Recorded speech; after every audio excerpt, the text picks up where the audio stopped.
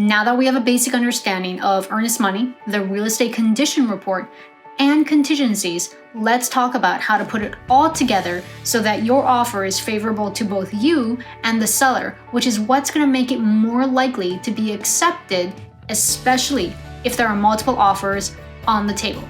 So let's dive in. First thing you're going to want to consider is earnest money. You're going to want to put a strong earnest money down, not because it makes your offer financially stronger, but it actually creates sort of a wow psychological factor. The money is going towards your down payment or closing costs. It's not going to that seller. If you put $5,000 to $10,000 down, the seller is going to see that you likely have a strong financial base, and they're going to feel warm and fuzzy that you can bring this contract to closing. Financing. Again, we're going to want to have a competitive fair market offer, especially if there are multiple offers. So you're going to want to talk to your agent and see what is a good offer to put there. Now, you're also going to want to have a strong down payment. You're going to want to show that you can put down 20% or more. FHA and VA loans, they have smaller down payments. So they're great loans, but they typically have a hard time getting accepted as compared to conventional loans that put 20% down or all cash offers. Appraisals. This is an interesting one. So say, for example, you offer $400,000 on a home and it gets accepted, but you and the seller are worried that maybe it's only going to appraise for, say, $395,000.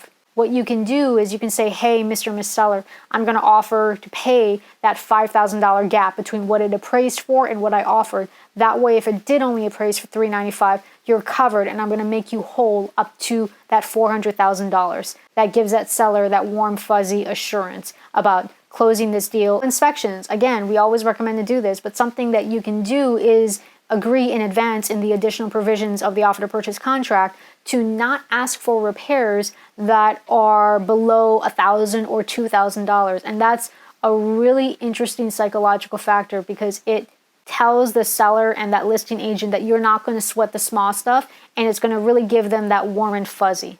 Another thing you can do is offer to pay for the well, water, or septic testing. This is something that's usually paid for by the seller. So again, by offering to pay for this, we're not chiseling in to that seller's bottom line. And this is going to help smooth things over even more and help your offer get accepted, especially if there are multiple offers on the table.